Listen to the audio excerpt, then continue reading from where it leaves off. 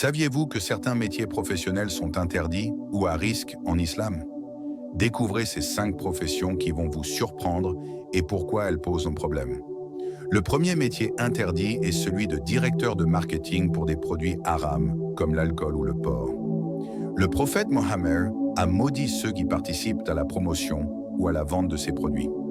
Travailler dans ce domaine signifie contribuer à la propagation de ce qui est interdit. Le deuxième métier à risque est celui d'assureur conventionnel. Les assurances traditionnelles impliquent moins souvent des éléments de gharar, incertitude excessive, et de riba, intérêt, qui sont interdits en islam. Il est préférable de se tourner vers des assurances islamiques, takaful, qui respectent les principes de la charia.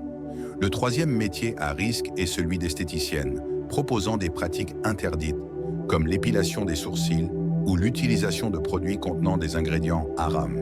Le prophète a interdit aux femmes de modifier leur apparence de manière excessive. Il est donc essentiel de choisir des pratiques et des produits halal. Le quatrième métier interdit est celui de tatoueur ou tatoueuse. Le prophète a maudit ceux qui font des tatouages et ceux qui se font tatouer. Ce métier implique de modifier la création d'Allah, ce qui est strictement interdit. Le cinquième métier interdit est celui de gestionnaire de casino ou jeu de hasard.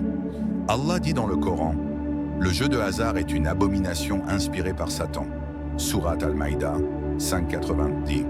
Travailler dans ce domaine signifie participer à une pratique interdite qui cause du tort à la société. En islam, il est essentiel de choisir un métier licite qui respecte les principes de notre religion. Partagez cette vidéo pour sensibiliser vos proches et choisissez toujours ce qui plaît à Allah. Si cette vidéo vous a éclairé, likez, partagez et abonnez-vous pour plus de rappels spirituels. Qu'Allah nous guide vers ce qui est licite et nous éloigne de ce qui est interdit. Amin.